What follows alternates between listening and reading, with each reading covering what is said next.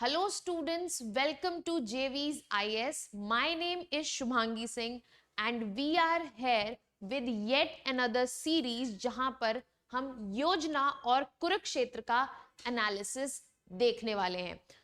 इस particular series में हमारा एम ये है कि जो भी आर्टिकल्स अपीयर होते हैं इन दोनों मैगजीन में हम उन्हें ना ही डिकोड करें, साथ ही साथ उन्हें ऐसा कवरेज दें कि उसके बाद आपको उस पर्टिकुलर रेफरेंस या उस पर्टिकुलर रेफर्ड टॉपिक से रिलेटेड कुछ पढ़ने की जरूरत नहीं है. So it would be a complete package of that particular topic, theme, article जो इन पर्टिकुलर मैगजीन्स में आएंगे. So today we are doing Yojana. हम योजना के मार्च शेड्यूल से स्टार्ट करने वाले हैं. मार्च में सबसे पहला चैप्टर, जो सबसे पहला टॉपिक जो डिस्कस हुआ है वो हुआ है बूस्टिंग इंफ्रास्ट्रक्चर.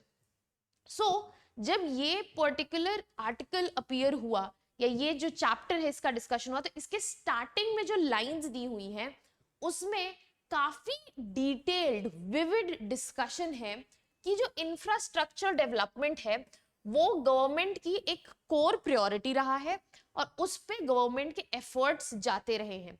साथ ही साथ इंट्रो में ये बात भी की गई है कि सिर्फ फिजिकल इंफ्रास्ट्रक्चर नहीं, डिजिटल इंफ्रास्ट्रक्चर पे भी काफी फोकस रहा है गवर्नमेंट का और यहाँ पर काफी सारे इनिशिएटिव्स मेंशन किए गए हैं. बट साथ ही साथ यहाँ पे मेंशन किया गया है कि जो फिजिकल इंफ्रास्ट्रक्चर है उसको भी काफी अटेंशन की जरूरत है और यहां से कहानी शुरू की गई है. यहां से कहानी शुरू की गई है पीएम गति शक्ति स्कीम की. इस पर्टिकुलर आर्टिकल में पीएम गति शक्ति स्कीम के अराउंड चीजों की बात की गई है, उसके बारे में इन डिटेल बात की गई है और हमने इसके कवरेज में सिर्फ आर्टिकल्स से पॉइंट नहीं उठाए हैं, हमने और भी सोर्सेस से कंबाइन करके, ताकि आपको फुल कवरेज मिले इस पर्टिकुलर टॉपिक का, हम वो सब डिस्कस करने वाले हैं. तो जैसा कि मैंने कहा इंट्रोडक्शन में काफी भूमिका बनाई गई कि क्या चल रहा है, कैसा डिजिटल इंफ्रास्ट्रक्चर है, क्या स्टेटस है फिजिकल इंफ्रास्ट्रक्चर का, और फिर वहां से पीएम गति शक्ति की बात की गई है. तो अगर हम इंट्रो की बात करें तो इंट्रो एक तो हमें बहुत अच्छा पर्सपेक्टिव देता है, साथ ही साथ जो आर्टिकल का फ्लेवर है वो हमें समझाता है और यहाँ पे जो लैंग्वेज है, beautiful language, that can be used in your answer writing also, so you can pick up lines from here. Now we will move to the topic itself. So यहाँ पे बात हो रही है पीएम गति शक्ति स्कीम की. Basically ये एक नेशनल मास्टर प्लान है. क्या है? नेशनल मास्टर प्लान है और इसमें बात हो रही है मल्टी मोडल कनेक्टिविटी की. ठीक है, इसमें बात हो रही है मल्टी मोडल कनेक्टिविटी की. मल्टी मोडल कनेक्टिविटी प्लेटफॉर्म बनाया जाएगा और इंटीग्रेटेड प्लानिंग और कोऑर्डिनेटेड इंप्लीमेंटेशन के साथ इंफ्रास्ट्रक्चर कनेक्टिविटी प्रोजेक्ट्स लाए जाएंगे. इंफ्रास्ट्रक्चर के कनेक्टिविटी प्रोजेक्ट्स लाए जाएंगे. साथ ही साथ अनाउंस किया गया है कि जो एजेंडा है 100 पीएम गति शक्ति कार्गो टर्मिनल्स बनाने का. किस लिए? मल्टी मॉडल लॉजिस्टिक फैसिलिटीज हो, जो लॉजिस्टिकल फैसिलिटीज है उन्हें बढ़ाने के लिए जो 100 पीएम गति शक्ति कार्गो टर्मिनल्स बनाए जा रहे हैं उन्हें कंप्लीट किया जाएगा with in 3 year time frame. उन्हें 3 साल के टाइम फ्रेम में कंप्लीट किया जाएगा. अब यहां समझते हैं बेसिकली एम क्या है. एम क्या है स्कीम का? स्कीम का एम यह है कि इंटीग्रेटेड प्लानिंग इंश्योर करनी है. इंप्लीमेंटेशन, जो इंफ्रास्ट्रक्चर, फिजिकल इंफ्रास्ट्रक्चर के प्रोजेक्ट्स हैं उनका इंप्लीमेंटेशन इंश्योर करना है, स्पेशली इन नेक्स्ट 4 इयर्स. तो एक टाइम बाउंड मैनर में करना है कि इंटीग्रेटेड प्लानिंग होनी चाहिए, साथ ही साथ फिजिकल इंफ्रास्ट्रक्चर प्रोजेक्ट्स जो है उनका प्रॉपर इंप्लीमेंटेशन होना चाहिए, वो भी टाइम बाउंड मैनर में. साथ ही साथ फोकस है एक्सपेडाइट करने में, जो ऑन ग्राउंड वर्क चल रहा है उसको एक्सपेडाइट करने में, तेजी से करने में काफी फोकस उस तरफ भी है। नाउ जैसा कि हमने यहां पर काफी बार पढ़ा, एक होलिस्टिक और इंटीग्रेटेड ट्रांसपोर्ट कनेक्टिविटी स्ट्रैटेजी की जरूरत है किस चीज के लिए? जो मेक इन इंडिया स्कीम चल रही है, अगर इसको सक्सेसफुल करना है तो हमें एक इंटीग्रेटेड ट्रांसपोर्ट कनेक्टिविटी स्ट्रैटेजी की जरूरत है, जिससे different modes of transport connect हो और मेक इन इंडिया स्कीम को फैसिलिटेट कर सके। सो ये जो पीएम गति शक्ति स्कीम है, इन अ वे फैसिलिटेटर होगी बाकी नेशनल प्लान्स के लिए, और ये सब जो है वो हेल्प करेगा कि India becomes the business capital of the world, कि India business capital of the world बन सके। अब जो पीएम गति शक्ति प्लान है वो 6 बड़े स्तंभ पे खड़ा है। अब अगर हम इन स्तंभों की बात करें, जो पिलर्स की बात करें, शाफ्ट्स की बात करें, तो ये क्या है? ये क्या 6 मेन चीजें हैं जो पीएम गति शक्ति प्लान को इतना इंपॉर्टेंट बनाती हैं? So the first one is comprehensiveness. हमने अभी पढ़ा कि यहां पर बात की गई है कि हर चीज जो होगी, जो मिनिस्ट्रीज है, डिपार्टमेंट्स हैं, वो प्लान इनिशिएटिव्स उनके जो हैं सारे एग्जिस्टिंग जो है वो एक सेंट्रलाइज्ड पोर्टल पे आ जाएंगे। तो कॉम्प्रिहेंसिवनेस से काम होगा, ऐसे बिखरा बिखरा काम नहीं होगा, एक जगह पर्टिकुलर जगह सारी चीजों का फोकस होगा। प्रायोरिटाइजेशन होगी। Second is prioritisation. सो इस पर्टिकुलर स्कीम के थ्रू जो बाकी डिपार्टमेंट्स हैं, अलग अलग डिपार्टमेंट्स हैं, वो प्रायोरिटाइज कर पाएंगे अपने प्रोजेक्ट्स जो अलग अलग सेक्टर्स में हैं। सो अगर 3 प्रोजेक्ट्स हैं, 3 रनिंग प्रोजेक्ट्स हैं, so they will be able to prioritize कि this project is just to be our first priority and this needs more resources, so prioritization is also a pillar here. Then optimization की बात की गई है कि जब transportation of goods की बात हो रही है from one place to another, ये जो प्लान है ये हेल्प करेगा ऐसा रूट चूज करने में, ऐसा ट्रांसपोर्टेशन चूज करने में कि जो बेस्ट हो in terms of time and cost. So optimum and efficient utilisation of resources का भी कंसर्न है यहाँ पे।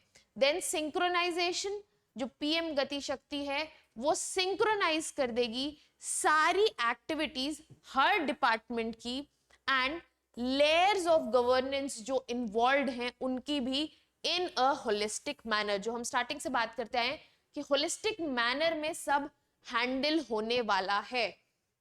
Then the next pillar is analytical. ये प्लान जो है एक जगह पर सारा data, entire data at one place with GIS based spatial planning. Spatial का मतलब क्या होता है? जो स्पेस में बिखरा हो, जैसे टाइम बाउंड होता है, अगर हम उसको टेम्पोरल बोलें, अगर कोई टेम्पोरल चार्ट है तो वो दिखाता है कि ओवर द टाइम चेंजेस क्या हुए, तो स्पेस में क्या चेंजेस हुए over the space, that is special. तो जीआईएस बेस्ड स्पेशल प्लानिंग और एनालिटिकल टूल्स जिनके बहुत सारे लेयर्स होंगे वो हेल्प करेंगे in better execution. So analytical भी इंपॉर्टेंट है, एनालिटिक्स भी इंपॉर्टेंट है और एक इंपॉर्टेंट पिलर है इस पर्टिकुलर प्लान का। देन डायनामिज्म, डायनामिक है ये प्लान। ये ऑल इंडिया जो प्लान बनाया गया है, एक नेशनल मास्टर प्लान है, इसमें जितनी भी मिनिस्ट्रीज और डिपार्टमेंट्स इन्वॉल्व हैं वो विजुअलाइज कर पाएंगे, रिव्यू कर पाएंगे और मॉनिटर कर पाएंगे जो ये क्रॉस सेक्टोरल प्रोजेक्ट्स हैं, जो प्रोजेक्ट्स ओवर मेनी सेक्टर्स हैं, जो काफी सेक्टर्स के ओवर बिखरे हुए प्रोजेक्ट्स हैं, उनका सिर्फ विजुअलाइजेशन नहीं, रिव्यू और मॉनिटरिंग भी हो सकता है by ministries and department through the GIS platform. ठीक है, अब ये हेल्प करेगा आइडेंटिफाई करने में कि कहाँ पे इंटरवेंशंस की जरूरत है या अपडेशन की जरूरत है या इनहैंसमेंट की जरूरत है in terms of the master plan, in terms of the master plan. So जो भी PM Gati Shakti as a national master plan envisages करता है, इस पर्टिकुलर आर्टिकल में उसको 6 पिलर्स के तरीके से दिखाया गया है कि ये 6 मेन पिलर्स हैं जिन पे ये प्लान बेस्ड है। अब अगर हम पीएम गति शक्ति मास्टर प्लान को थ्रू डिफरेंट थिंग्स समझना चाहें, यहां पर एक फोकस है कि रोडवेज कैपेसिटी जो है उसको बढ़ानी है, साथ ही साथ 200 नए एयरपोर्ट्स, हेलीपोर्ट्स और वाटर एरोड्रोम्स का भी विजन है इस प्लान में। उसके बाद रेलवे ट्रांसपोर्ट कार्गो कैपेसिटी को भी बढ़ाना है फाइनेंशियल ईयर 2025 तक। ट्रांसमिशन नेटवर्क को भी इंक्रीज करना है, कितना, almost 4,50,000 circuit kilometre. Then renewable energy की भी बात की गई, रिन्यूएबल एनर्जी को भी बढ़ाना है by financial year 2025। 4G connectivity पहुंचानी है विलेजेस तक बाय फाइनेंशियल ईयर 2022 और 20 नए मेगा फूड पार्क्स की भी बात की गई है हमारे इस नेशनल मास्टर प्लान में। So in this article all these things are being addressed। जो हमारा ये पीएम गति शक्ति मास्टर प्लान है, आर्टिकल में हो सकता है आपको कुछ चीजें यहाँ ना मिले, यहाँ पर मैंने ऐड की हैं सो दैट आपके पास जो इंफॉर्मेशन है वो कंप्लीट हो। सो पीएम गति शक्ति मास्टर प्लान जो है वो सब्ज्यूम कर रहा है जो नेशनल इंफ्रास्ट्रक्चर पाइपलाइन थी जो 2019 में आई थी, उसको वो सब्ज्यूम कर रहा है, उसको अपने अंडर ले रहा है और लॉजिस्टिक्स कॉस्ट कम करने के अलावा इस पर्टिकुलर स्कीम में बात की गई है कि कार्गो हैंडलिंग की जो कैपेसिटी है उसे कैसे बढ़ाया जाए और साथ ही साथ टर्न अराउंड टाइम एट जो पोर्ट्स हैं उसे कैसे कम किया जाए। अगर ये तीनों चीजें हो गई, जैसे कि लॉजिस्टिक कॉस्ट कम हो गया, टर्न अराउंड टाइम कम हो गया और कार्गो हैंडलिंग कैपेसिटी बढ़ गई, so it will be able to boost our trade. हमारे जो ट्रेड्स हैं, जो ट्रेड इंडस्ट्री है, उसको बूस्ट मिलेगा। नाउ फर्दर मोर यहां पर बात की गई है 11 इंडस्ट्रियल कॉरिडोर्स की। किस चीज की? 11 इंडस्ट्रियल कॉरिडोर्स की बात की गई है और साथ ही साथ 2 नए डिफेंस कॉरिडोर्स की भी बात की गई है। जो 2 नए डिफेंस कॉरिडोर्स हैं वो एक यूपी में है, दूसरा तमिलनाडु में है। इसके अलावा 4G कनेक्टिविटी जो हमने अभी लास्ट स्लाइड में देखा था, 4G कनेक्टिविटी की बात की गई है कि ये सारे विलेजेस में होनी चाहिए बाय फाइनेंशियल ईयर 2022। सो उसकी भी बात की जा रही है, वो भी एक एम है। Further line gas pipeline network, जो यहाँ पर हमने बाकी एम्स देखे थे उनमें एक एम ये भी है कि 17,000 किलोमीटर इंक्रीज करना है, ऐड करना है गैस पाइपलाइन नेटवर्क में। ये हेल्प करेगा हमें फुलफिल करने के लिए जो हमारा एम्बिशियस टारगेट है जो गवर्नमेंट ने सेट किया है कि जो length of national highway network है 2 लाख किलोमीटर हो जाए, वो 2 लाख किलोमीटर्स हो जाए। So all this creation of defence corridors, industrial corridors, increase of road connectivity, model connectivity, ये हेल्प करेगा किस चीज के लिए कि नेशनल हाईवे नेटवर्क जो 2 लाख किलोमीटर्स करने का एम है वो फुलफिल हो जाए। साथ ही साथ creation of more than 200 new airports, heliports and water aerodromes. This whole plan, this national master plan has been launched by Ministry of Commerce and Industry,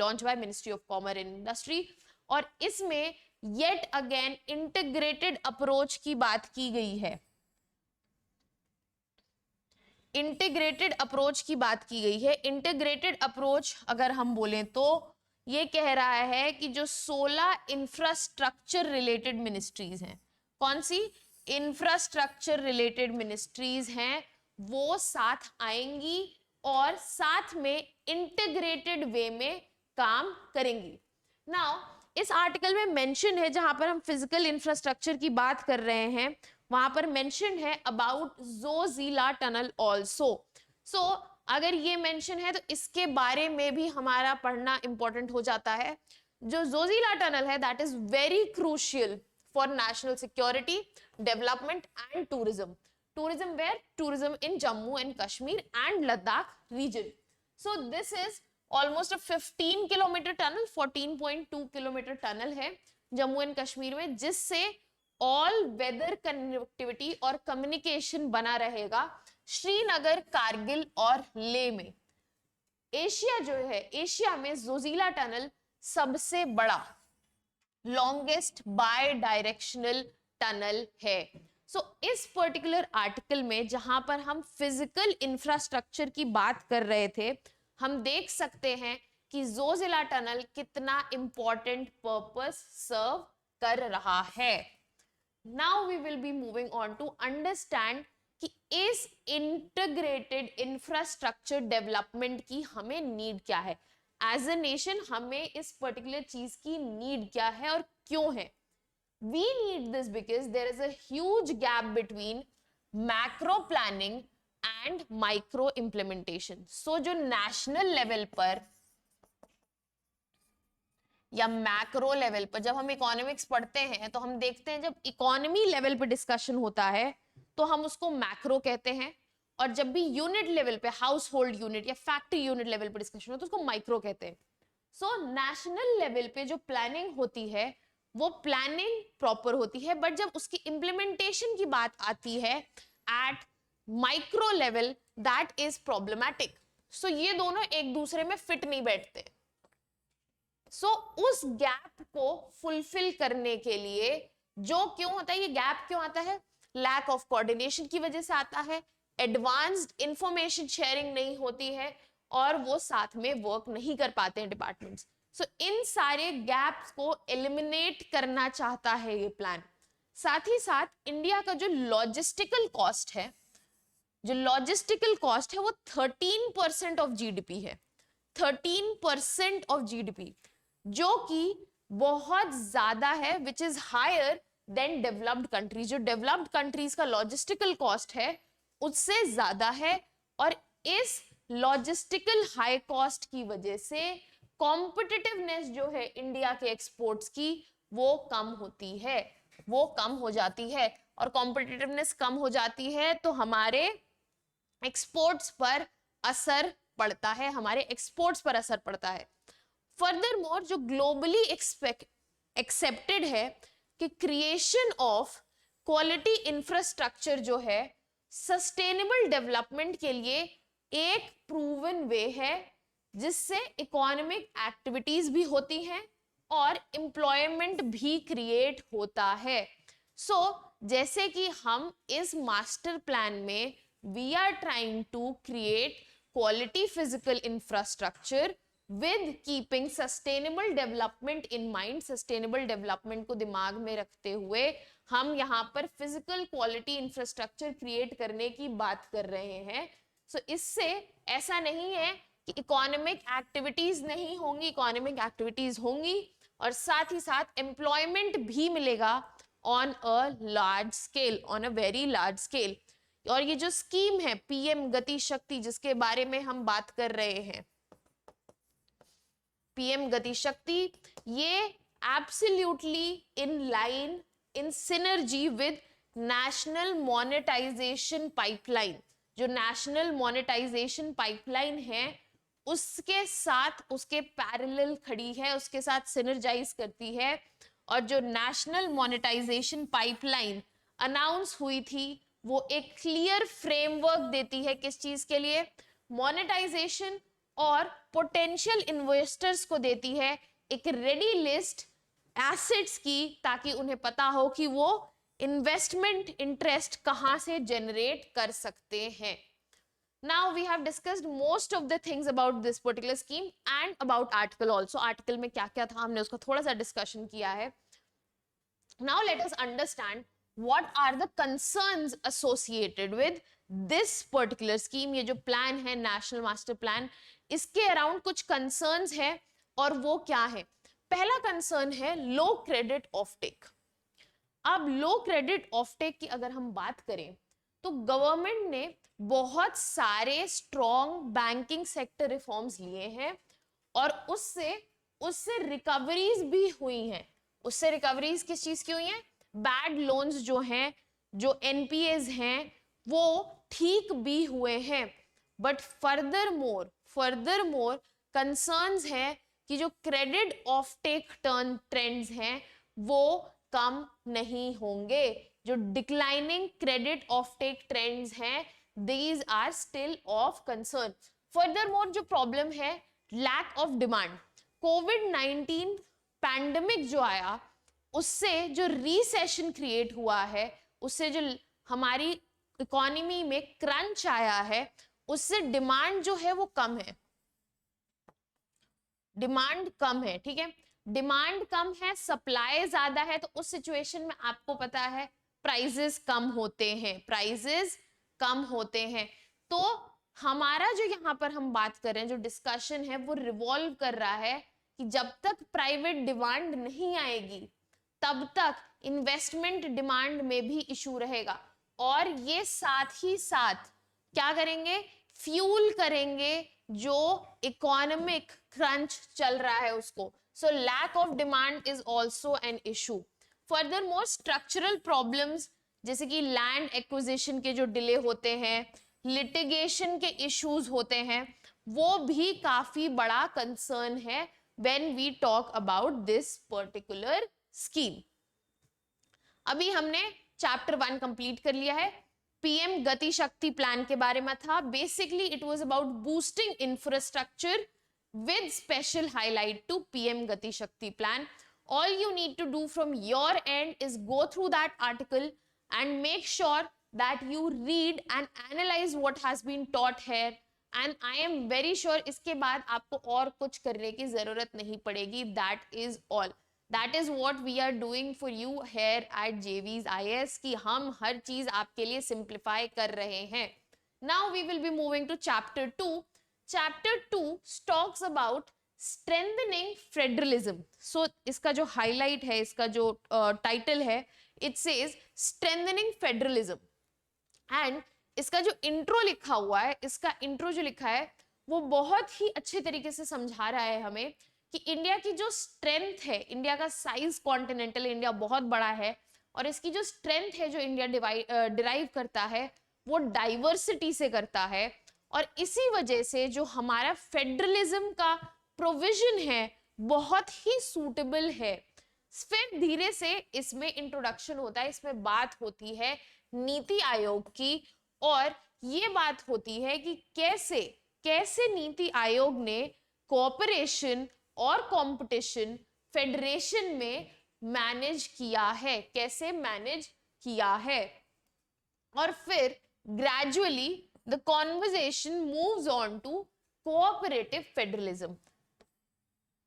तो जब strengthening federalism की बात कर रहे हैं, इस पर्टिकुलर आर्टिकल में जो हाईलाइट रहा है वो रहा है cooperative federalism. cooperative federalism अब है क्या? cooperative federalism बेसिकली ये है कि एक फ्लेक्सिबल रिलेशनशिप है between the federal government, central government जो है, और स्टेट गवर्नमेंट जो है. They are working on the principle of cooperation. They will cooperate. Okay.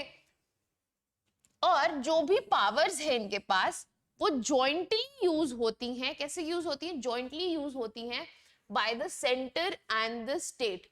अब जो कॉन्स्टिट्यूशनल प्रोविजंस हैं जो कोऑपरेटिव फेडरलिज्म की बात करते हैं, हम उन्हें देख लेते हैं एक बार. पहले है आर्टिकल 245. अब आर्टिकल 245 क्या कहता है? आर्टिकल 245 कहता है कि लेजिस्लेटिव पावर, जो legislative power in the parliament to make laws for the country and state legislature to make laws for their respective states. जो लेजिस्लेटिव पावर है, ये आर्टिकल लेजिस्लेटिव पावर पार्लियामेंट के पास छोड़ता है to make laws for the country, and state legislature के पास legislative power छोड़ता है कि वो लॉज बनाए अपने रिस्पेक्टिव स्टेट के लिए. सो यहाँ पे क्लियर डिमार्केशन हो गया कि जो पार्लियामेंट है भाई कंट्री के लिए लॉज बनाएगा, और जो स्टेट लेजिस्लेचर है वो अपने रिस्पेक्टिव स्टेट्स के लिए लॉ बनाएगा. Then Article 246 read with Schedule 7. Schedule 7 में क्या क्या है? Schedule 7 में है यूनियन लिस्ट, स्टेट लिस्ट और कॉन्करेंट लिस्ट. सो आर्टिकल 246 जो सप्लीमेंट किया जाता है शेड्यूल 7 के साथ, वो सब्जेक्ट मैटर्स को डिमार्केट करता है कि किन पे सेंटर लेजिस्लेट कर सकता है, लॉज बना सकता है, स्टेट्स लॉ बना सकता है, और कौन से ऐसे कॉमन टॉपिक्स हैं, कौन से कॉमन थीम्स हैं, इश्यूज हैं जिन पे स्टेट और सेंटर दोनों लॉ बना सकते हैं, जो कॉन्करेंट लिस्ट में आते हैं. नाउ आर्टिकल 261, जो आर्टिकल 261 है, that says that it provides full faith and credit to public acts, records and judicial proceedings of union and the state promoting cooperation and faith. जो पब्लिक एक्ट्स हैं, जो भी public acts हैं, records हैं और judicial proceedings हैं, चाहे वो यूनियन की हो या फिर स्टेट की हो, उन्हें फुल फेथ और क्रेडिट मिलता है overall the country, pan India. अब इससे क्या होगा? प्रमोट होगा कोऑपरेशन एंड फेथ. इससे क्या होगा? प्रमोट होगा cooperation and faith. The next thing we have here is Article 262. Article 262 allow करता है पार्लियामेंट कि पार्लियामेंट एजुकेट कर सके इंटरस्टेट वाटर डिस्प्यूट्स. अगर कोई भी स्टेट्स के बीच में डिस्प्यूट हो रहा है वाटर बॉडीज को लेकर, that is reverse, is there any dispute is there, so parliament उसे एजुकेट करेगा, उसे रिजॉल्व कराने की कोशिश करेगा, और इसके मीन्स फर्दर डेवलप हुए हैं. So these are the lines of cooperative federalism. अगर हम कोऑपरेटिव फेडरलिज्म की बात कर रहे हैं, so there is another term that is very oftenly used, that is stands opposite. जो ऑपोजिट स्टैंड करता है कोऑपरेटिव फेडरलिज्म के, वो है कॉम्पिटिटिव फेडरलिज्म. ऑपोजिट वर्ड्स हैं, कोऑपरेशन और कंपटीशन. सो अगर हम कॉम्पिटिटिव फेडरलिज्म की बात करें तो ये रेफर करता है कि एग्जिस्टेंस है डिजायरेबिलिटी ऑफ राइवलरी, कि राइवलरी जो है वो बनी रहे अमंगस्ट द गवर्नमेंट्स. कौन सी गवर्नमेंट्स? फेडरल गवर्नमेंट या सेंट्रल के गवर्नमेंट कह सकते हैं, यूनियन गवर्नमेंट कह सकते हैं, और जो स्टेट गवर्नमेंट है, चाहे उनके ज्यूरिसडिक्शन की बात हो या लॉ मेकिंग की बात हो, उसमें क्या रहता है? एक राइवलरी का एलिमेंट रहता है amongst federal government and state government. और ये जो कंपटीशन है गवर्नमेंट्स के बीच, उन्हें डिफाइन कर सकते हैं as rivalry, whereby each government कोशिश करती है कि उन्हें कोई स्कार्स बेनिफिट मिल जाए, कि मतलब या तो पॉइंट मिल जाए या तो उनके पॉइंट कम हो जाए. So they try either to make some benefit और reduce some cost, avoid a certain cost. So there is a constant competition between these two entities, constant competition. Now, in this article, there is a special focus on fostering localization of sustainable development goals. So, localization of sustainable development goals का मतलब क्या है? Localization of sustainable development goals का मतलब ये है कि कैसे sustainable development goals बेसिकली एक गाइडलाइन बन सकते हैं, एक मार्किंग बन सकते हैं, जिसको लोकल डेवलपमेंट पॉलिसी के फ्रेमवर्क में यूज किया जा सके. ठीक है, that is what is meant by localisation of sustainable development.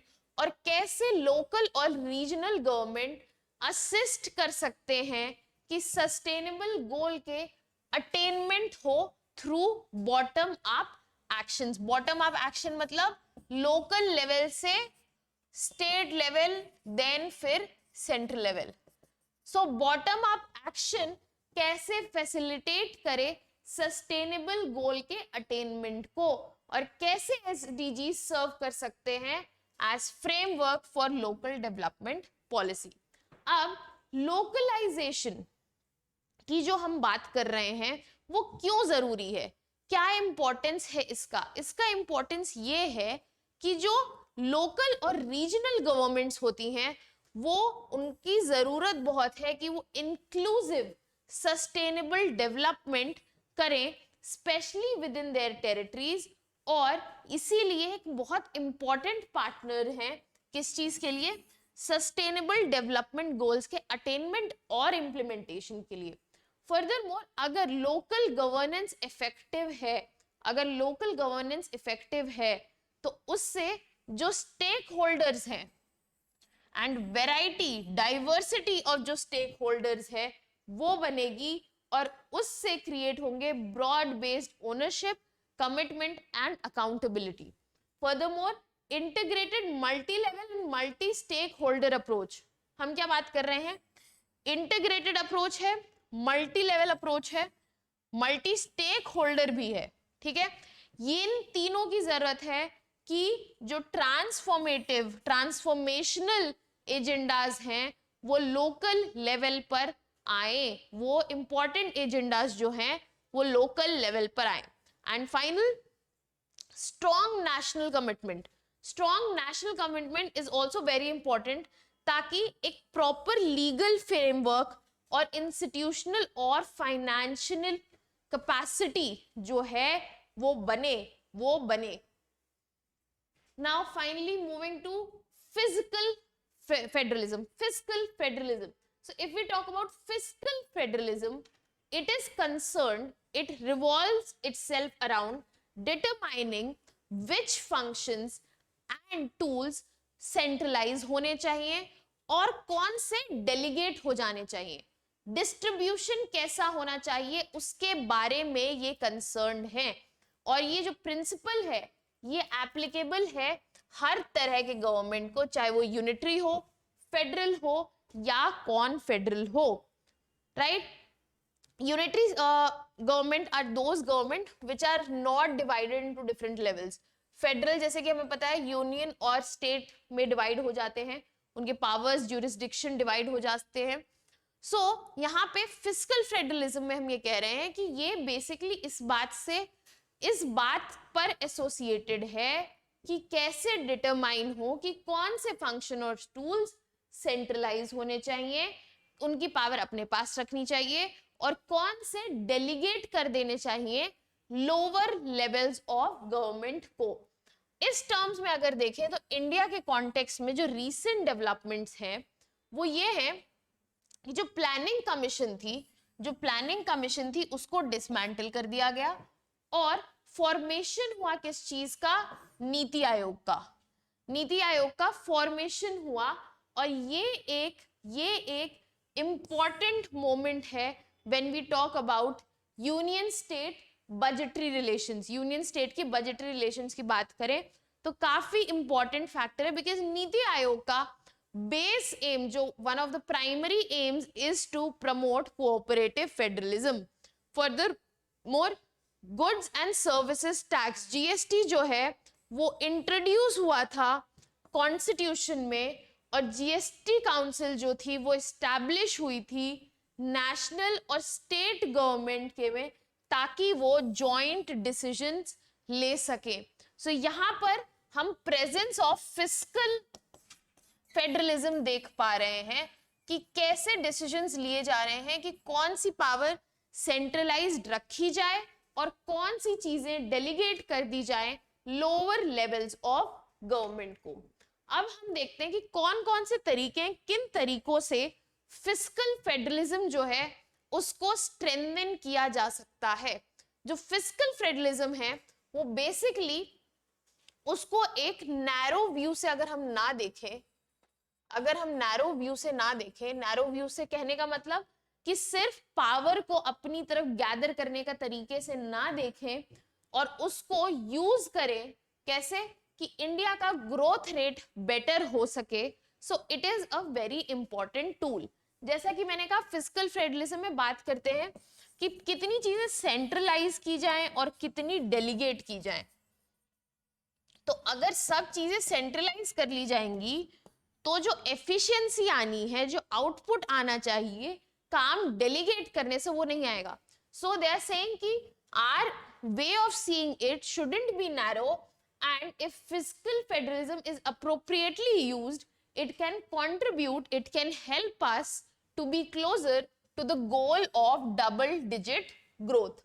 Furthermore, it is very important कि हम डिजाइन एंड स्ट्रक्चर, बहुत जरूरी है कि हम डिजाइन और स्ट्रक्चर फिर से समझें ताकि हम मीनिंगफुल फिस्कल पार्टनरशिप देख सके, मीनिंगफुल फिस्कल पार्टनरशिप देख सके. इकोनॉमिक स्लोडाउन्स जो है उन्हें भी हमें प्रॉपरली देखना होगा, बिकॉज वो ट्रांजिएंट हैं, वो आते जाते रहेंगे और वो इंडिया का जो विजन है उसको डिस्टॉर्ट नहीं कर सकते. They shouldn't distort India's vision. So हमें इसलिए फिस्कल फेडरलिज्म बढ़ाना है, उसको स्ट्रेंथन करना है, उसको प्रॉपरली यूज करना है. Now we have completed chapter 2 also. Now we will be moving to chapter 3. यहाँ पर जो भी आर्टिकल्स मैं कवर कर रही हूँ, जिनका भी डिस्कशन कर रही हूँ मैं, I am trying to cover all the aspects related to it. जैसे कि अगर सेकेंड चैप्टर में हमने बात की फेडरलिज्म की, तो फेडरलिज्म से जो स्टैटिक पोर्शन है उससे रिलेटेड जो पॉइंट्स है वहां पे वो भी बात हो रहे हैं. साथ ही साथ जो मैगजीन में इंपॉर्टेंट चीजें हैं उनकी भी बात हो रही है. जरूरी नहीं जो हर फैक्ट मैगजीन में दिया हुआ आपको उसे घोट के पीना, उसे आपको रटना है, बट हमारा अप्रोच क्या होना चाहिए, उसका प्रॉपर एनालिसिस और रिटेंशन, कि हम उसको प्रॉपरली यूज कर सके ड्यूरिंग आवर एग्जाम, उसको हम एप्लीकेट कर सके अगर वहां से कोई भी क्वेश्चन आता है तो. So now with that thought in mind, वो थॉट माइंड में रखते हुए we will be moving to chapter 3, that is tax proposals, that is tax proposals. Now chapter 3 में जो इंट्रोडक्शन था वो बात कर रहा था कि कैसे कोविड-19 पैंडेमिक के बाद भी इंडिया एक हाई ग्रोथ ट्रैजेक्टरी पे है, और कैसे उस बात को ध्यान रखते हुए बजट में ऐसे प्रोविजंस की बात की गई है कि ये फर्दर मेंटेन रहे. और यहीं पर बात हो रही है नए टैक्स प्रपोजल्स की. तो आपने ये तो देखा होगा कि अभी तक जो भी इंट्रोडक्शंस मैंने दिखाए हैं वो बेसिकली एक बेस तैयार करते हैं, बहुत ही बढ़िया अच्छा लिखा हुआ बेस तैयार करते हैं कि किस बारे में बात होगी इन coming lines, paragraphs and the article itself. So this article focuses on tax proposals and there are a lot of details जो tax proposal से related है. तो इसमें काफी facts हैं जो हमें समझने हैं and that we need to keep with ourselves for the understanding and for being able to do well in the exam. Okay, so let us start. सबसे पहले बात हुई है increasing tax deduction limit की. जो tax deduction limit है उसको बढ़ाने की बात हुई है on employers contribution to NPS account of state government employees. फिर बात हुई है कि जो टैक्स पेयर है वो अपडेटेड रिटर्न फाइल कर सके within 2 years for correcting errors. So जो अपडेटेड रिटर्न है, अगर जो आपने रिटर्न फाइल किया उसमें कोई एरर आ गया है तो आप अपडेटेड रिटर्न फाइल कर सकते हैं with in 2 years. Tax relief दिया जा रहा है with person who has any kind of disability.